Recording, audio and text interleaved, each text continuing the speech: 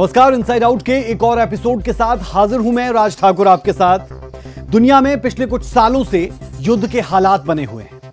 रूस, Ukraine, Israel, Gaza, Iran, Israel और पिछले दिनों भारत पाकिस्तान के बीच तनातनी। इन हालात ने दुनिया को विश्व युद्ध 3 की शंकाओं से घेरा, लेकिन इन सब के बीच एक देश कॉमन है और वो है अमेरिका। युद्ध या तनातनी के माहौल के बीच क्या अमेरिका वाकई शांति की कोशिश करता है? क्या वाकई में अमेरिका की रणनीति दुनिया में शांति बहाली की है? पिछले कुछ सालों का इतिहास उठाकर देखें तो शायद ही कोई ऐसा बड़ा वैश्विक मुद्दा हो जिसमें अमेरिका ने दखल अंदाजी ना की हो। कभी अफगानिस्तान को तालिबान से बचाने के नाम पर हमला, तो कभी इराक में हथियारों की खोज के बहाने बमबारी, सीरिया में लोकतंत्र की पैरवी, पाकिस्तान में आतंक के नाम पर अरबों डॉलर की बारिश। अमेरिका का दखल कहां नहीं हुआ। और बात सिर्फ दुनिया की नहीं है, भारत को भी अमेरिका अपनी इसी सुविधा अनुसार नीति का हिस्सा लगातार बनाता रहा है। कभी पाबंदियों के नाम पर कड़ा रुख, तो कभी भारत को क्वाड का हीरो बना देने वाला प्यार। अमेरिका की आंखें वहां जाती हैं जहां उसे फायदा नजर आता है। तो आज हम इसे किसी एक एंगल से नहीं देखेंगे, हम देखेंगे पूरी तस्वीर फैक्ट्स के साथ, इतिहास के आईने में और आज की सच्चाई के फ्रेम में। जानेंगे अमेरिका की ग्लोबल पुलिसिंग का आखिर क्या है मकसद, कैसे अफगानिस्तान में 20 साल तक अमेरिका सिर्फ खुद को मजबूत करता रहा, कैसे इराक में अमेरिका ने एक झूठ से सद्दाम हुसैन को फांसी पर लटका दिया, क्या सोमालिया में भूखमरी का एक कारण अमेरिका भी है, कैसे 70 साल पहले ईरान अमेरिका की राजनीति का शिकार हुआ, वियतनाम में दखलंदाजी की अमेरिका को कैसे एक बड़ी कीमत चुकानी पड़ी, क्यों क्यूबा आज भी अमेरिका के सामने सिर उठाकर चलता है, उत्तर कोरिया का दुश्मन अमेरिका कैसे दक्षिण कोरिया में सैन्य बेस बनाने में कामयाब रहा, अपने ही देश वेनेजुएला के खिलाफ अमेरिका ने कैसे षड्यंत्र रचा, भारत को लेकर उसका रवैया हर बार क्यों बदला है। 9/11 में अमेरिका को छलनी करने वाले आतंकिस्तान के साथ अमेरिका की लंच डिप्लोमेसी के मायने क्या है? क्या सच में अमेरिका आतंकवाद मिटाना चाहता है? क्या अमेरिका वाकई दुनिया का संरक्षक है या सिर्फ एक चतुर व्यापारी? इन सारे सवालों का जवाब देंगे आपको विस्तार से। अमेरिका की दखल अंदाजी का जानेंगे इनसाइड आउट। शुरुआत करते हैं अफगानिस्तान से, जहां शांति बहाली का झूठ ढोंग अमेरिका ने पूरे 20 साल तक रचा था। 11 दिसंबर 2001 को अमेरिका पर हुए आतंकी हमले के बाद अमेरिका ने अफगानिस्तान पर हमला किया। उसका दावा था कि अलकायदा के आतंकवादी वहां छुपे हुए हैं और तालिबान उन्हें शरण दे रहा है। इसके बाद अमेरिका ने वहां 20 साल तक अपनी फौज तैनात रखी। इस पूरे ऑपरेशन में अमेरिका ने अफगान सरकार को बदला, तालिबान को हटाया और वहां लोकतंत्र लागू करने की कोशिश की। लेकिन 2 दशक बाद जब अमेरिका ने वापसी की, तालिबान फिर से सत्ता में आ गया। इन 2 दशकों में अमेरिका को कई फायदे हुए। उसकी हथियार कंपनियों को भारी मुनाफा हुआ, सेनाओं को ट्रेनिंग का अनुभव मिला। अफगानिस्तान में चीन और रूस की पकड़ कमजोर हुई, लेकिन अफगान जनता को सिर्फ युद्ध, विस्थापन और गरीबी मिली। और नतीजा ये कि अमेरिका को जो करना था वो 20 सालों में किया और चलता बना। वहाँ पे 9/11 जो अटैक हुआ था वर्ल्ड ट्रेड सेंटर पे, ओसामा बिन लादेन उन्होंने कहा कि जिम्मेवार है। उन्होंने अफगानिस्तान को कहा आप इसको सब हमारे हवाले कर दो। अफगानिस्तान उस समय तालिबान की सरकार थी, उन्होंने कहा हम नहीं करेंगे। और जब उन्होंने मना कर दिया तो अमेरिका ने कहा ठीक है, अब हम आप पे आक्रमण करते हैं। वहाँ पे एक कल्चरल डिफरेंस है, मुस्लिम डोमिनेंट एरिया है, वहाँ पे आप चाहते हो कि आपके हिसाब से सिस्टम चले, वो चलता नहीं। क्योंकि जब भी आपको रिफॉर्म्स करने होते हैं तो आपको एक समाज चाहिए होता है जो आपके साथ मिल के काम करे। अफगानिस्तान के समाज को कभी भी अमेरिका पसंद नहीं आया। जब पसंद नहीं आया तो ऐसी स्थिति के अंदर तो वहाँ से निकलना था। कब तक आप वहाँ बंदूक के सहारे समाज को कंट्रोल करते? तो सूनर और लेटर जैसे रशिया गया उसी तरह से अमेरिका को जाना। तो चलिए अब बात करते हैं इराक की। साल था 2003 जब इराक पर अमेरिका ने हमला किया। दुनिया को कारण बताया गया इराक के पास विनाश के हथियार यानी वेपन्स ऑफ मास डिस्ट्रक्शन है। अमेरिका ने दुनिया को बताया कि सद्दाम हुसैन इन हथियारों से दुनिया को खतरे में डाल सकता है। लेकिन बाद में ये सब बातें झूठी निकली। इराक ने ऐसे कोई हथियार छुपाकर नहीं रखे थे। सद्दाम हुसैन को साल 2006 में फांसी की सजा दे दी गई। इस घटनाक्रम का असल मकसद था इराक के तेल भंडार पर नियंत्रण करना। इराक दुनिया का एक बड़ा तेल उत्पादक देश है। अमेरिकी कंपनियों को वहां तेल निकालने का अवसर मिला। साथ ही अमेरिका की कई हथियार कंपनियों को अरबों डॉलर के कॉन्ट्रैक्ट भी मिले। इस युद्ध के जरिए अमेरिका ने पश्चिमी एशिया में अपनी सैनिक मौजूदगी मजबूत की, लेकिन इराक को इसका बड़ा नुकसान उठाना पड़ा। तब अमेरिका के राष्ट्रपति जॉर्ज बुश थे। जब इराक की वार हुई थी तो इराक के ऊपर एक यही ब्लेम लगाया गया था सद्दाम के ऊपर, क्योंकि सद्दाम भी उनका एजेंट था, अमेरिका का ही एजेंट था सद्दाम ने क्या किया कि उनके कहने के ऊपर कुवैत के ऊपर हमला कर दिया और कुवैत के ऊपर कब्जा कर लिया। चूंकि उनको पता था कि कुवैती जो पेट्रोल है, आज भी आप देखेंगे गल्फ कंट्रीज में दीनार जो है वो काफ़ी अच्छी प्राइस है उसका। इसी तरह उसकी पॉलिसी रही कि उसने कब्जा किया इराक के ऊपर। ये कह के किया कि आप जो है न्यूक्लियर पावर बन रहे हैं। जबकि आईए ने देखा, उनकी टीमों ने देखा और वो बर्बाद भी हो गया, लड़ाई में मारा भी गया, लेकिन कहीं भी कोई विटनेस आज तक नहीं मिले इस बात के कि वो कहीं पे न्यूक्लियर वार कर रहा है। मेन मकसद था, वो कह रहे थे उस समय कि वास्तव में सद्दाम हुसैन जो है वो न्यूक्लियर वेपन के काफ़ी नज़दीक पहुंच चुके हैं। उनकी इंटेलिजेंस एजेंसी और ब्रिटिश एमआई जो था वो साफ तौर पे कहते कि वो काफ़ी से ज़्यादा नज़दीक हो चुके हैं बॉम्ब के, और उसको बर्बाद करने के लिए उन्होंने रेजिम चेंज किया, वहाँ अटैक किया। Oil was a secondary consideration. इन देशों की फहरिस्त में अब रुख करते हैं सीरिया का। सीरिया में अमेरिकी भूमिका का क्या किरदार रहा वो आपको समझाते हैं। सीरिया में 2011 में गृह युद्ध शुरू हुआ। राष्ट्रपति बशर अल असद के खिलाफ जनता सड़कों पर उतर आई। अमेरिका ने शुरुआत में इसे जन आंदोलन बताया और असद के खिलाफ विद्रोहियों को समर्थन देना शुरू किया। धीरे धीरे ये लड़ाई बड़ी हो गई। आईएसआईएस जैसे क्रूर आतंकी संगठन इसमें शामिल हो गए। अमेरिका ने आईएसआईएस के खिलाफ एयर स्ट्राइक्स की, लेकिन साथ में अपने हितों को भी साधा। उसने कुर्दों के जरिए कुछ इलाकों पर कब्जा किया जहां तेल भंडार थे। सीरिया में हस्तक्षेप से अमेरिका को पश्चिमी एशिया में रणनीतिक बढ़त भी मिली। उसे रूस और ईरान को काउंटर करने का अवसर मिल गया।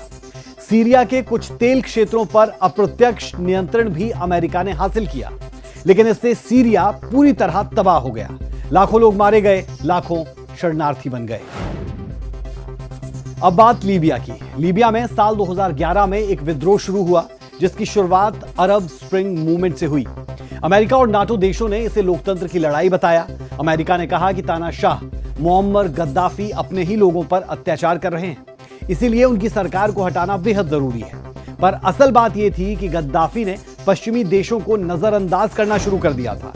वो अमेरिकी डॉलर को छोड़कर अपनी नई अफ्रीकी मुद्रा शुरू करना चाहते थे और लीबिया का तेल चीन और रूस को बेचना भी चाहते थे।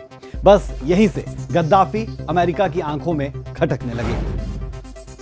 अमेरिका ने नाटो के जरिए लीबिया पर हवाई हमले किए, विद्रोहियों को हथियार दिए और गद्दाफी को सत्ता से हटा दिया। अमेरिका को इस लड़ाई के बाद लीबिया का तेल बाजार मिला। पश्चिमी तेल कंपनियों को यहां एंट्री मिल गई, लेकिन इसका नतीजा यह निकला कि आज तक लीबिया में स्थिर सरकार नहीं बन पाई है। और चलिए बात कर लेते हैं पाकिस्तान की। 9/11 के बाद आतंकियों का सफाया करने पर जुटा अमेरिका आज पाकिस्तान के साथ आपको लंच डिप्लोमेसी करता नजर आता है, विश्व शांति दूत बनता दिखता है। ट्रंप ने क्या किया कि आप फील्ड मार्शल को, मुनीर को वहां बुला के आप लंच करा रहे हैं और हमारे प्राइम मिनिस्टर को फोन पे कह रहे हैं आप आइए। हमारे प्राइम मिनिस्टर ने अच्छा किया, बहुत अच्छा किया। प्राइम मिनिस्टर ने साफ मना कर दिया कि जो हमारे मन से नहीं बुला रहा है, सिर्फ इसलिए कि उसको नोबेल पुरस्कार मोदी जी प्रपोज करते, ऐसा नहीं हो सकता। 1947 में इन दोनों के रिश्तों की शुरुआत दोस्ताना अंदाज में शुरू हुई। 50 के दशक में पाकिस्तान अमेरिका के सैन्य गठबंधनों में शामिल हुआ, बदले में मिली मदद और समर्थन। लेकिन 1965 और 1971 के भारत पाक युद्धों में अमेरिका की तटस्थता ने रिश्तों में दरार डाली। 80 के दशक में अफगान जंग के दौरान दोनों फिर से करीब आए। अमेरिका ने पाकिस्तान के जरिए मुजाहिदीन को समर्थन दिया, लेकिन सोवियत की वापसी के साथ ही अमेरिका का रुख ठंडा हो गया। 2001 के 9/11 हमले के बाद फिर से मजबूती की दोस्ती बनी। पाकिस्तान आतंक के खिलाफ युद्ध में अमेरिका का फ्रंटलाइन सहयोगी बना। अरबों डॉलर मिले, लेकिन अमेरिका ने उस पर भरोसा नहीं किया। 2011 में जब अमेरिका ने ओसामा बिन लादेन को एबटाबाद में मार गिराया, वो भी बिना पाकिस्तान को बताए पाकिस्तान में। वो दिन इस रिश्ते का टर्निंग पॉइंट बनता दिखा। आज रिश्ते अब रणनीतिक नहीं, सिर्फ जरूरत भर के रह गए। बीते दिनों हुए भारत पाकिस्तान के संघर्ष में अमेरिका ने मध्यस्थता की बात कहकर और फिर नकार कर अपनी जमकर फजीहत भी करवाई। भारत ने अमेरिका को उसकी इस बेफजूल की दखलंदाजी को लेकर वैश्विक मंच पर जमकर खरी खोटी भी सुनाई। प्रधानमंत्री मोदी और राष्ट्रपति ट्रंप की मुलाकात G7 समिट की साइडलाइंस पर होनी तय थी। राष्ट्रपति ट्रंप को जल्दी वापस अमेरिका लौटना पड़ा, जिसके कारण ये मुलाकात नहीं हो पाई। इसके बाद राष्ट्रपति ट्रंप के आग्रह पर आज दोनों लीडर्स की फोन पर बात हुई। बातचीत लगभग 35 मिनट चली। प्रधानमंत्री मोदी ने राष्ट्रपति ट्रंप से ऑपरेशन सिंदूर के बारे में विस्तार से बात की। प्रधानमंत्री मोदी ने राष्ट्रपति ट्रंप को स्पष्ट रूप से कहा कि 22 अप्रैल के बाद भारत ने आतंकवाद के खिलाफ कार्रवाई करने का अपना दृढ़ संकल्प पूरी दुनिया को बता दिया था। प्रधानमंत्री मोदी ने राष्ट्रपति ट्रंप को स्पष्ट रूप से कहा कि इस पूरे घटनाक्रम के दौरान कभी भी किसी भी स्तर पर भारत अमेरिका ट्रेड डील या अमेरिका द्वारा भारत और पाकिस्तान के बीच मध्यस्थता जैसे विषयों पर बात नहीं हुई थी। सैन्य कार्रवाई रोकने की बात सीधे भारत और पाकिस्तान के बीच दोनों सेनाओं की एग्जिस्टिंग चैनल्स के माध्यम से हुई थी और पाकिस्तान के ही आग्रह पर हुई थी। प्रधानमंत्री मोदी ने जोर देकर कहा कि भारत ने न तो कभी मध्यस्थता स्वीकार की थी, न करता है और न ही कभी करेगा। और अब बात यमन की। 2011 में अरब देशों में चली क्रांति की लहर यमन तक पहुंची। वहां के लोग भी राष्ट्रपति अली अब्दुल्ला सोलेह के खिलाफ सड़कों पर उतरते नजर आए। सेना का एक हिस्सा भी प्रदर्शनकारियों के साथ जुड़ा। मई 2011 में अमेरिका और संयुक्त राष्ट्र के समर्थन से खाड़ी देशों ने एक समझौता करवाया, जिसके तहत सालेह ने सत्ता छोड़ दी। इसके बदले उन्हें कानूनी सुरक्षा दी गई। उपराष्ट्रपति हादी को अगला राष्ट्रपति बना दिया गया, पर चुनाव में वो अकेले उम्मीदवार थे और सब कुछ तयशुदा था। यमन संकट को सिर्फ एक घरेलू विद्रोह कहना पूरी सच्चाई नहीं होगी, क्योंकि इस आग में घी डालने का काम कुछ बाहरी ताकतों ने भी किया और उनमें सबसे प्रमुख नाम रहा अमेरिका का। अमेरिका ने सऊदी अरब और यूएई जैसे अपने पुराने रणनीतिक साझेदारों का साथ देते हुए ऑपरेशन डिसाइसिव स्ट्रॉन्ग के तहत साझेदारों को हथियार, गोला बारूद और खुफिया जानकारी मुहैया करवाई। इसका मकसद था एक तरफ ईरान को कड़ा संदेश देना और दूसरी तरफ आतंकी संगठन AQAP और ISIS को कमजोर करना। लेकिन हकीकत यह रही कि इस समर्थन ने युद्ध को और लंबा खींच दिया। आम यमनी जनता आज भी इस संघर्ष की सबसे बड़ी कीमत अदा कर रही है, भूख, बीमारी और विस्थापन के रूप में। यानी अमेरिका ने भले ही सीधे बम ना गिराए हों, लेकिन उसका समर्थन इस त्रासदी का एक बड़ा भागीदार जरूर बना। आज ये गृह युद्ध सऊदी अरब और इराक के बीच एक छद्म युद्ध यानी प्रॉक्सी वॉर बन चुका है। अब बात वियतनाम युद्ध की, जहां हस्तक्षेप करना अमेरिका की सबसे बड़ी हार मानी जाती है। वियतनाम में अमेरिका ने कम्युनिज्म को रोकने के नाम पर दखल देना शुरू किया। 1955 में वियतनाम दो भागों में बटा था। उत्तर में साम्यवादी सरकार थी और दक्षिण में अमेरिका समर्थित तानाशाही। अमेरिका ने दक्षिणी वियतनाम को बचाने के लिए धीरे धीरे 5 लाख सैनिक भेज दिए। 20 साल तक चले इस युद्ध में अमेरिका ने नेपालम बम, केमिकल हथियार और अत्याधुनिक तकनीक इस्तेमाल की, लेकिन छोटे छोटे वियतनामी गुरिल्ला लड़ाकों से वो हार गया। वियतनाम युद्ध अमेरिका की सैन्य ताकत पर सवाल बन गया। अमेरिका को यहां भारी आर्थिक नुकसान झेलना पड़ा और उसके लाखों सैनिक मारे गए। अमेरिका की साख को भी गहरी चोट पहुंची। वियतनामी युद्ध आज भी अमेरिका के लिए शर्म की बात मानी जाती है। वियतनाम देख लीजिए, वियतनाम वॉर के बाद वियतनाम ने अमेरिकन पॉलिसीज़ को छोड़कर चाइनीज़ कम्युनिस्ट पार्टी को पॉलिसीज़ को अपनाया और यहाँ पे कम्युनिज्म लेके आए, तो वो कंट्री थोड़ा बहुत स्टेबल हो गया। बाकी दुनिया में जितने भी आप देश उठा के देख लीजिए, चाहे वो इराक है, लीबिया है, सीरिया है, आप अफ्रीका के कंट्रीज़ देख लीजिए, बाकी कंट्रीज़ देख लीजिए, म्यांमार देख लीजिए, अफ़गानिस्तान देख लीजिए, पाकिस्तान देख लीजिए, जहाँ जहाँ पे भी अमेरिका ने इंटरवेंशन किया है या कभी भी जोर ज़बरदस्ती से सत्ता परिवर्तन का प्रयास किया गया है, वहाँ सिर्फ अराजकता ही मिली। इसी फहरिस्त में अगला है कोरिया। 1950 से 1953 के बीच जब द्वितीय विश्व युद्ध के बाद कोरिया दो हिस्सों में बटा, उत्तर कोरिया कम्युनिस्ट और दक्षिण कोरिया अमेरिकी समर्थक। 1950 में उत्तर कोरिया ने दक्षिण पर हमला किया और अमेरिका ने तुरंत हस्तक्षेप किया। उसने संयुक्त राष्ट्र की आड़ में दक्षिण कोरिया को सैन्य मदद दी।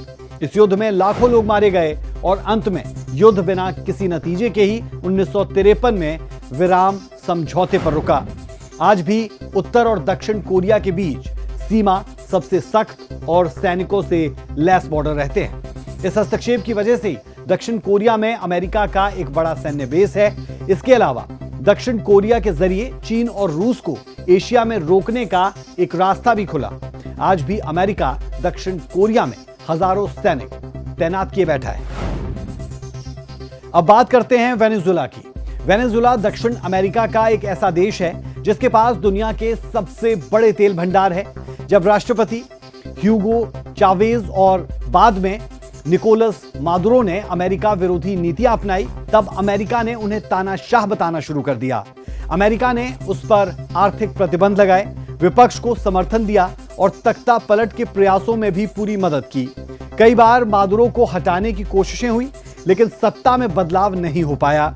मादुरो वेनेजुएला 53वें राष्ट्रपति के रूप में अब भी सत्तासीन है।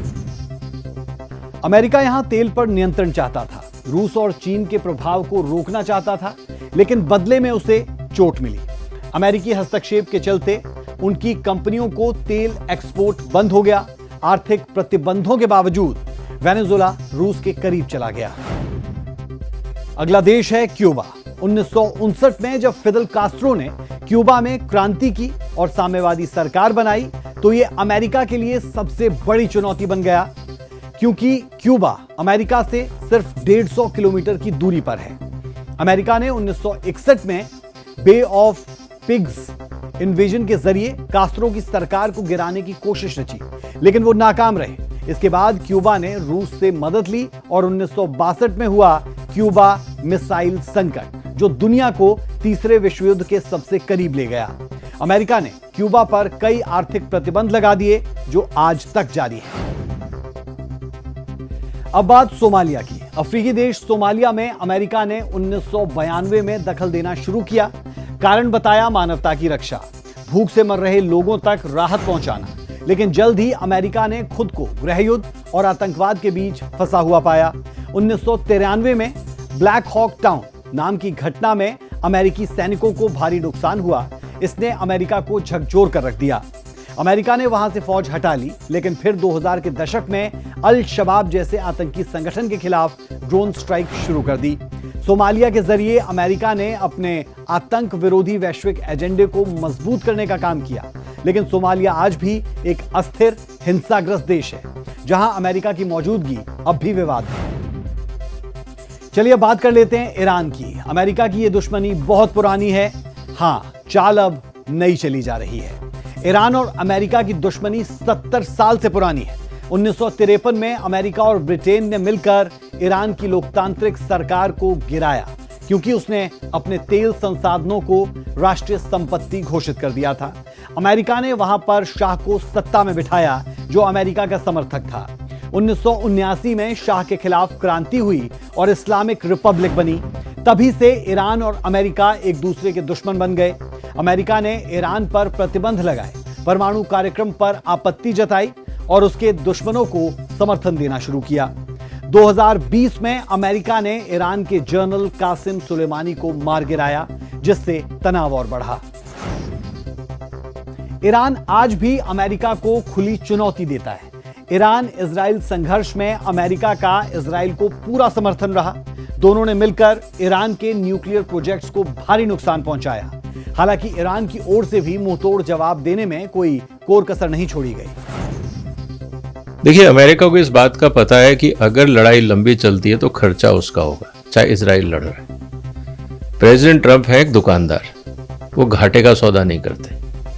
उनके लिए जो देश है, देश की अपनी सोच है, वो सेकेंडरी है। वो एज ए व्यापारी, उनके लिए पैसा बड़ी चीज है। उनको पता है कि अगर ये लड़ाई लंबी चलती है, ईरान का हम बहुत कुछ बिगाड़ नहीं पाएंगे। दूसरी तरफ ऑलरेडी यूक्रेन का झगड़ा चल रहा है, और अगर इजराइल का झगड़ा लंबा चलता है तो यूक्रेन में भी हमको खर्चा करना पड़ रहा है, फिर यहाँ इजराइल के लिए भी खर्चा करना पड़ रहा है। ऑलरेडी गाजा का खर्चा उठा रहे हैं, फिर चाइना के बॉर्डर का भी, चाइना ताइवान का इशू भी है, फिर इंडिया पाकिस्तान का भी इशू है। तो कहाँ कहाँ हम फंसेंगे। और अभी भी ट्रेड समझौता हुआ नहीं है, घाटे की राजनीति वहाँ चल रही है। तो कुल मिला के स्थिति इस बात की है कि किस तरह से अमेरिका की लायबिलिटीज को रोका जाए। इसीलिए सबसे जरूरी है कि इस लड़ाई को तुरंत रोका जाए। अब बात भारत की। अमेरिका भारत का दोस्त है या प्रतिस्पर्धी, यह तस्वीर कुछ साफ नहीं है, क्योंकि आगे बढ़ता हुआ भारत, आत्मनिर्भर होता हुआ भारत अमेरिका को भी पसंद नहीं आ रहा। भारत को लेकर अमेरिका का रुख कभी एक जैसा नहीं रहा। 1950 और 60 के दशक में अमेरिका ने भारत को लेकर बहुत सख्त और शंकित नीति अपनाई। भारत ने गुट निरपेक्ष आंदोलन का हिस्सा बनकर दोनों महाशक्तियों अमेरिका और सोवियत संघ से दूरी बनाए रखी। इस बीच अमेरिका ने पाकिस्तान को समर्थन देना शुरू किया, उसे हथियार, आर्थिक मदद और रणनीतिक साझेदारी भी दी। भारत को यह रवैया खलता रहा, क्योंकि वो लोकतंत्र होते हुए भी अमेरिका की प्राथमिकता नहीं बना। 1971 के बांग्लादेश युद्ध के दौरान जब भारत ने पाकिस्तान के खिलाफ सैन्य अभियान चलाया तो अमेरिका ने खुलेआम पाकिस्तान का साथ दिया। यहां तक कि अमेरिका का युद्धपोत USS एंटरप्राइज हिंद महासागर भेजा गया था, भारत को डराने के लिए। इस समय भारत और अमेरिका के रिश्तों में सबसे ज्यादा तनाव था। इसका फायदा सोवियत संघ को हुआ और उसने भारत के साथ 20 साल की शांति और सहयोग संधि की। ये कोई बहुत आश्चर्य की बात नहीं है। ये विश्व की जो शक्तियां होती हैं, जो महाशक्तियां होती हैं, वो अपने मुफीद को देखते हुए, अपने फायदे को देखते हुए, सिचुएशन के हिसाब से इमीडिएटली वो अपनी पॉलिसीज को चेंज करती हैं। फ्रेंड और फो, दोस्त या दुश्मन भी उनके सिचुएशन के हिसाब से बदलते रहते हैं। 1974 में भारत ने पहला परमाणु परीक्षण किया, स्माइलिंग बुद्धा के नाम से। अमेरिका ने गहरी नाराजगी दिखाई और परमाणु तकनीक पर प्रतिबंध लगाए। 1998 में जब भारत ने दोबारा पोखरण में परीक्षण किए तो अमेरिका ने आर्थिक प्रतिबंध, तकनीकी रोक और राजनीतिक आलोचना का तूफान सा खड़ा कर दिया। अमेरिका दुनिया में भारत को एक गैर जिम्मेदार परमाणु शक्ति बताने लगा। 2005 के बाद इस रिश्ते ने नया मोड़ लिया। चीन की बढ़ती ताकत और आतंकवाद की नई परिभाषा के बीच अमेरिका को भारत की जरूरत महसूस हुई। 2005 में हुआ भारत अमेरिका परमाणु समझौता, जिसे 121 एग्रीमेंट कहा गया, या फिर आप इसे 123 एग्रीमेंट भी कह सकते हैं। अमेरिका ने भारत को पहली बार सिविल न्यूक्लियर टेक्नोलॉजी दी, जो अब तक केवल नाटो देशों को मिलती थी। इसके बाद क्वाड, इंडो पैसिफिक स्ट्रेटजी और रक्षा सहयोग जैसे कई मंचों पर दोनों साथ नजर आए। यहीं से शुरू होता है भारत को स्ट्रेटेजिक पार्टनर कहने का सिलसिला। अमेरिका चाहता है कि भारत रूस से दूरी बनाए, खासकर तेल और हथियार खरीद को लेकर, लेकिन भारत अपने हितों को प्राथमिकता देता है और रूस से दोस्ती बनाए रखता है। दूसरी तरफ अमेरिका खुद भारत की चीन के खिलाफ एक ताकतवर मोहरे के रूप में देखता है। क्वाड, मालाबार युद्ध अभ्यास और F-35 जैसी तकनीक की पेशकश इसी का हिस्सा है।